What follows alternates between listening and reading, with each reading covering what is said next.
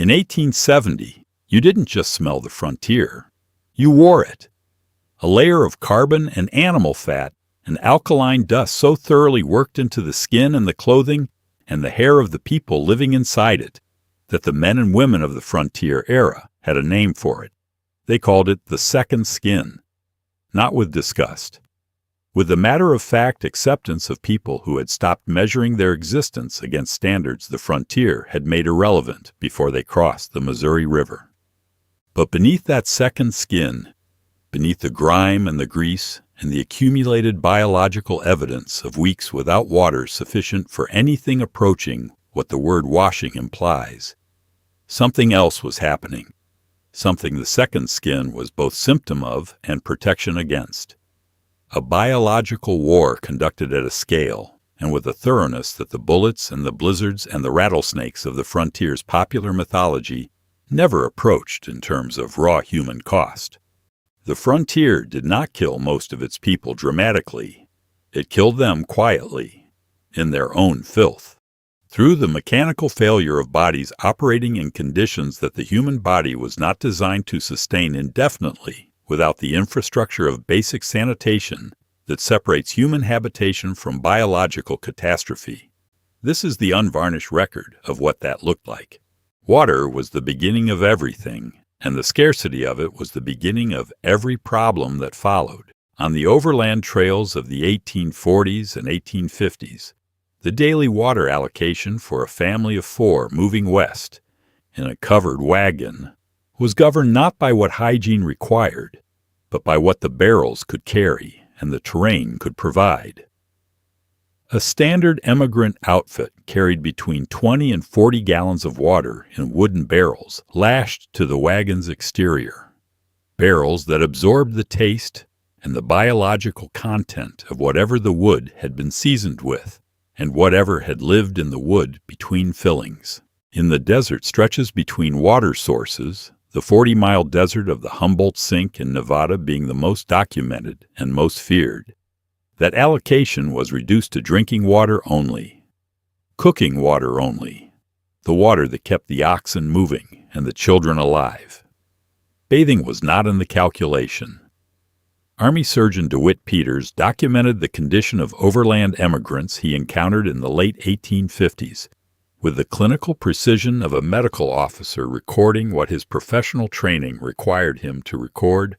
He wrote that the emigrants he examined presented with skin conditions he described as almost universal. The combination of alkali dust, which was both abrasive and chemically caustic, with the animal fat from the oxen and the wagon grease that inevitably transferred to the hands and the clothing of people working those animals daily, had produced on exposed skin a condition he likened to a mild chemical burn in its most advanced presentations. The dust worked into the pores. The fat sealed it there. The resulting layer, the second skin, was not merely dirty in the way that a day's outdoor work produces dirt. It was a biological substrate. It harbored things. Lice were not a frontier anomaly. They were a frontier constant. The material evidence of lice in frontier populations is preserved in the specific and unsentimental entries of the diaries and letters that the frontier's more literate inhabitants kept with the thoroughness of people who understood they were recording something. Lieutenant Colonel George Custer, before the Little Bighorn made his other failures irrelevant, wrote in the field dispatches of the 1867 Hancock campaign that the lice problem among the 7th Cavalry had reached a condition he described as affecting the combat effectiveness of the command. Not metaphorically, literally. Men scratching through the night did not sleep. Men who did not sleep did not function at the level that field operations required. The medical officer's report for that campaign included lice treatment among its primary concerns, alongside the gunshot wounds and the dysentery that the official histories emphasized more heavily. The treatment available in 1867 for a louse infestation in a field command was lye soap and the specific mechanical process of working that soap through the hair and the seams of the clothing, where lice deposited their eggs with the indiscriminate productivity of organisms that have found a reliable host. Lye soap was not a gentle substance. It was produced by leaching water through wood ash, the ash providing the potassium hydroxide that gave the soap its alkaline character, and combining the resulting lye water with rendered animal fat in a process that produced a cleaning agent of considerable chemical aggression. It stripped the oils from skin with the thoroughness of something that had not been engineered to distinguish between the oils it was removing and the biological infrastructure of the skin it was removing them from. A frontier woman making lye soap from scratch. And the material record confirms that most frontier women made their own soap because the commercial alternative was expensive and the frontier's distance from commercial supply was measured in weeks of travel. Began by saving wood ash from the fireplace across weeks of accumulation, then leaching it with water through a wooden hopper lined with straw, then combining the resulting liquid with saved fat in a ratio that experience rather than measurement governed, then boiling the mixture until it reached the consistency that experience told her was the correct consistency. The process took days. The result was a brownish, semi-soft soap of variable chemical potency that cleaned with the force of something that had no interest in being gentle and was not. It was the frontier's primary weapon against the biological war being conducted on its population's bodies. It was crude, variable, chemically aggressive, and deeply inadequate to the scale of the problem it was addressing. The saloon bathwater is perhaps the most documented single hygiene artifact the frontier produced. Documented not because anyone designed a system to document it, but because the people who encountered it found it sufficiently remarkable to record. In the cattle towns of the 1870s, Abilene, Dodge City, Ellsworth, the towns that the cattle drives produced at the northern end of the trails, bathing facilities were a commercial offering rather than a domestic convenience. The bathhouse attached to the barber shop or the hotel provided, for a fee that the trail-end cowboys who represented the primary market were willing to pay after months on the drive, a tin tub of heated water and whatever soap the establishment provided. The water was heated in quantity, a logistical undertaking that the wood supply and the labor of heating it governed, and the commercial logic of the operation dictated that the water, once heated, served as many customers as the temperature of it permitted before it was replaced. The specific sequence was recorded by a Dodge City barber named Charles Hunnewell in an 1878 account that the Kansas State Historical Society subsequently preserved. He wrote that on a busy Saturday evening during the cattle shipping season, the bathwater in his establishment was changed twice, once in the early evening and once around midnight. In the hours between changes, the water served every customer who paid the fee, each one entering water that had been progressively enriched by the biological contributions of the men who had preceded him. The color of the water by the end of a session, Hunnewell recorded with the matter-of-fact specificity of a man describing his professional routine, was the color of weak coffee. The cowboys who paid for that bath were not unaware of the condition of the water. They were operating a different calculation. The calculation of a man who had been on the trail for 3 months and for whom weak coffee-colored bathwater represented a hygiene improvement of such magnitude over the alternative that the alternative made the comparison straightforward.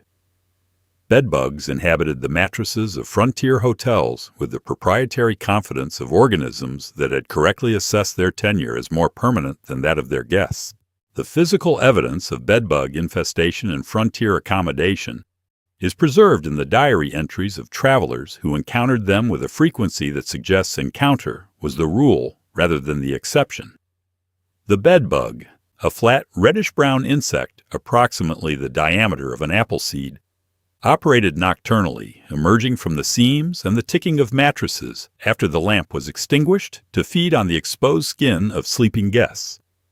Its bite produced a reaction that varied by individual, but that the frontier's documentary record describes consistently as sufficient to disturb sleep and to present on the skin as clusters of raised, inflamed welts that persisted for days.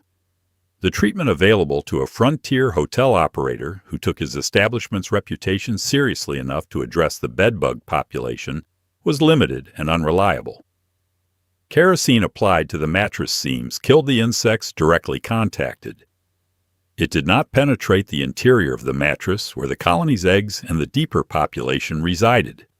The eggs hatched. The population recovered. The travelers continued to encounter them.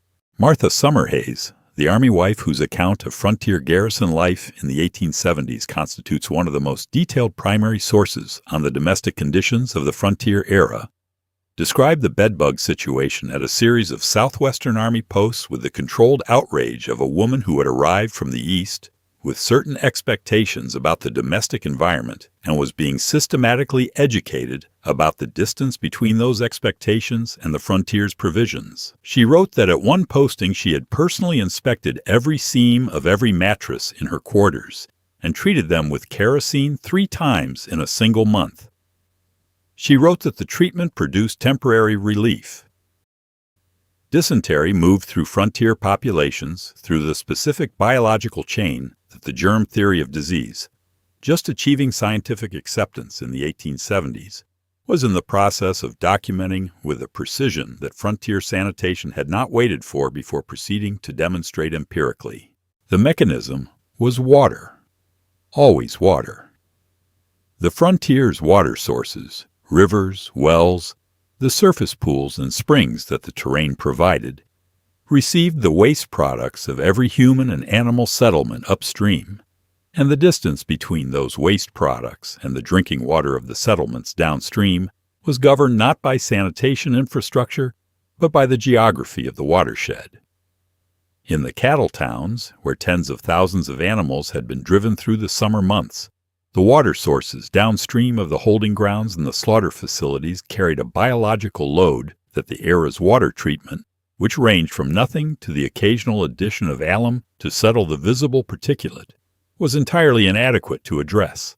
Army Surgeon Thomas Williamson's medical report for the Department of the Missouri in 1872 recorded dysentery as the single most prevalent diagnosis among the soldiers under his observation, exceeding gunshot wounds, frostbite, and every other category of frontier injury and illness combined. He wrote that the source of the condition was not in question among the medical officers of his acquaintance. He wrote that the source was the water. He wrote that the solution was the provision of clean water through proper infrastructure. He wrote that the proper infrastructure did not exist, and that the conditions producing the dysentery were therefore not expected to improve in the near term.